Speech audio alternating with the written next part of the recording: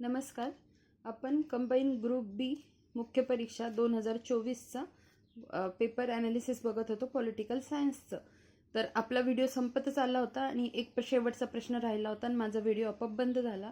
त्यामुळे मला हा दुसरा व्हिडिओ घेऊन यावा लागला. ठीक आहे, नाहीतर एका व्हिडिओमध्ये आपलं सगळं झालं असतं 1 तासात. तर बघा, आपण हा प्रश्न बघत होतो 45व्या क्रमांकाचा. तो आपला पूर्ण बघून झाला होता आणि मी एक्सप्लेन करत होती. तर हा प्रश्न जो अर्धा राहिला आहे हा नंतर घेऊ. आधी आपण हा प्रश्न, जो शेवटचा प्रश्न आहे आपल्या व्हिडिओमधला, तो आपण कंप्लीट करून घेऊ. बघा, भारतीय राज्यघटनेच्या खालीलपैकी कोणत्या कलमांमध्ये राज्य मंत्रिमंडळाच्या सामूहिक जबाबदारीचे तत्व निहित केले आहे? काय म्हटले त्यांनी? कोणत्या कलमामध्ये राज्य मंत्रिमंडळाच्या सामूहिक जबाबदारीचे तत्व निहित केले आहे? तर काय आहे ते? कलम 164. ठीक आहे, कलम 164. आता कलम 164 मध्ये पण सब कलम आहेत. जर त्यांना प्रश्न खूपच अवघड करायचा असला असता तर हा प्रश्न इथे 164(2), 164(1), 164(4) असे पर्याय देऊन त्यांनी केले असतं. पण बघा, 164(2) मध्ये हा क्लॉज दिलेला आहे की सामूहिक जबाबदारीचे तत्व. ठीक आहे, तर आपण ते नीट बघून घेऊया.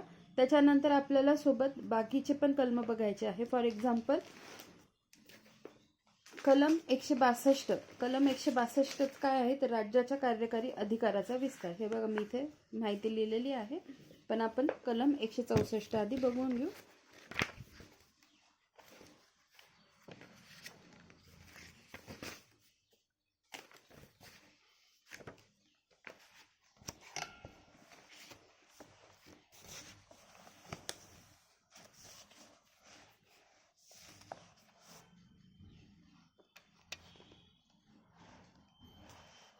बघा, दिसत असेल तुम्हाला काय आहे हा टॉपिक? राज्य मंत्रिमंडळ. त्याच्या तिकडे कलम 66, नंतर 163, 177 आणि आता आपल्याला बघायचं आहे कलम 164, ज्याच्यावर आपल्याला प्रश्न विचारलेला आहे मुख्य परीक्षेला. ठीक आहे, तर 164 काय म्हटलेलं आहे त्यांनी? मंत्र्यांसंबंधी अन्य तरतुदी. तर आपण सगळे बघून घेऊया. तर बघा, आणि हे महत्त्वाचं आहे. याच्यातले जे 1A आणि 1B आहे ना, 91वी घटना दुरुस्तीने समाविष्ट झालेले, त्याच्यावर खूपदा प्रश्न विचारलेले आहेत. त्यामुळे 164 हे कलम फार महत्त्वाचं आहे. बघा, मंत्र्यांसंबंधी अन्य तरतुदी. आता 164(1) मध्ये काय आहे बघा, म्हणजे पहिलं कलम 164(1). मुख्यमंत्री राज्यपालाकडून नियुक्त केले जातील व इतर मंत्री राज्यपालाकडून मुख्यमंत्र्याच्या सल्ल्यानुसार नियुक्त केले जातील व राज्यपालाची मर्जी असेपर्यंत मंत्रिपद धारण करतील. समजलं असेल तुम्हाला? मुख्यमंत्री होईल राज्यपालाकडून नियुक्त आणि इतर मंत्री राज्यपालाकडून होतील मुख्यमंत्र्यांच्या सल्ल्यानुसार.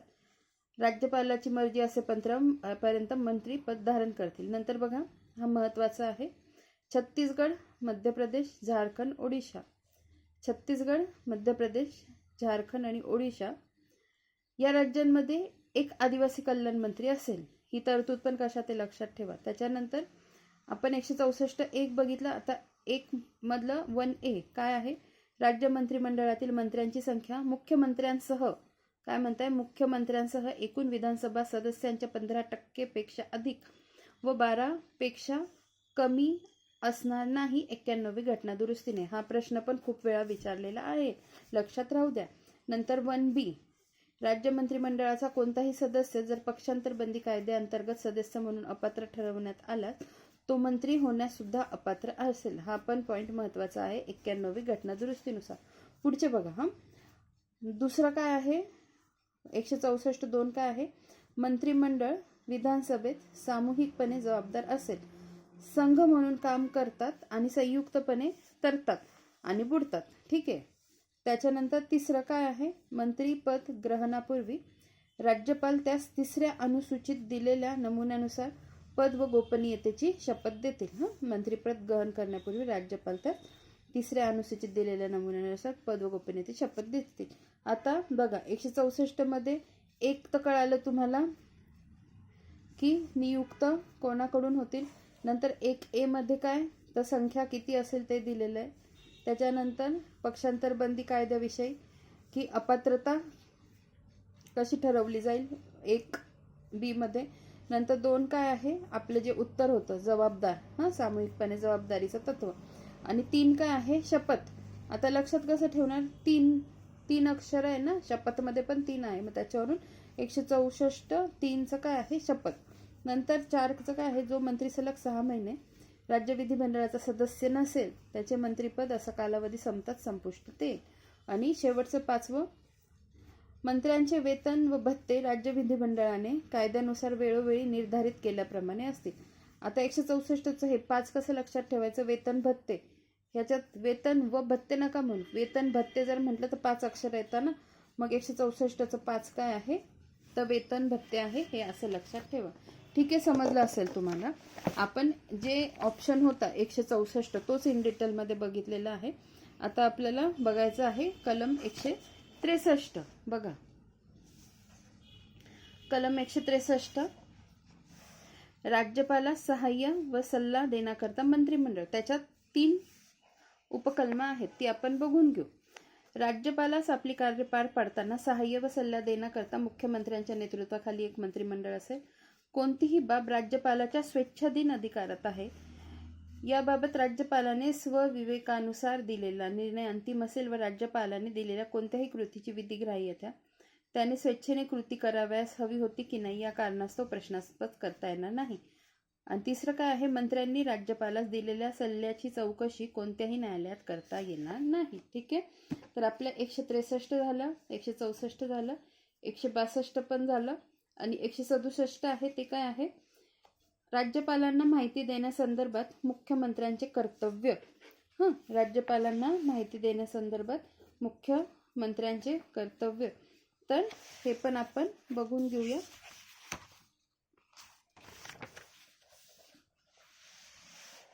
बघा, कलम 167 बघतोय आपण आता. मुख्यमंत्र्यांचे कर्तव्य, ड्युटीज ऑफ चीफ मिनिस्टर. मंत्रिमंडळाचे सर्व निर्णय व विधानाचे सर्व प्रस्ताव राज्यपालांना कळविणे. प्रशासन व विधिविधानाच्या प्रस्तावासंबंधी राज्यपाल मागतील ती माहिती पुरविणे.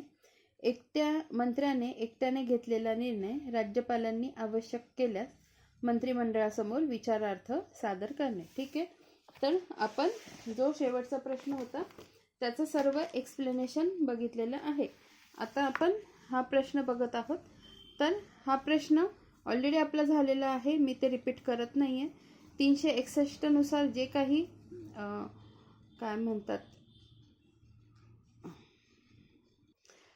राज्यपाल व राष्ट्रपती यांना जे काही संरक्षण दिलेलं आहे ते 361 मध्ये 361 मध्ये काय आहे, तर 361 भाग 19 मध्ये आहे, जे संकीर्ण आहे.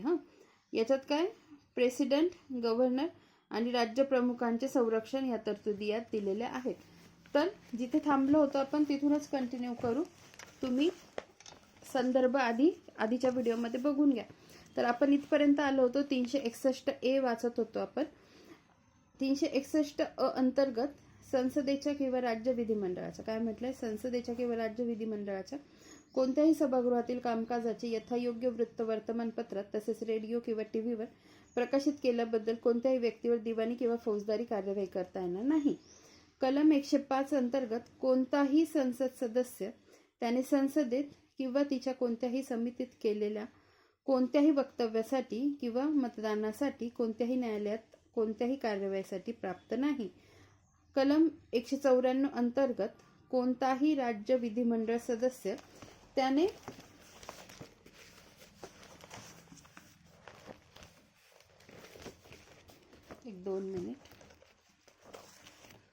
त्याने विधिमंडळ किंवा तिच्या कोणत्याही समितीत केलेल्या वक्तव्यासाठी किंवा मतदानासाठी कोणत्याही न्यायालयात कोणत्याही कार्यवाहीसाठी पात्र असणार नाही.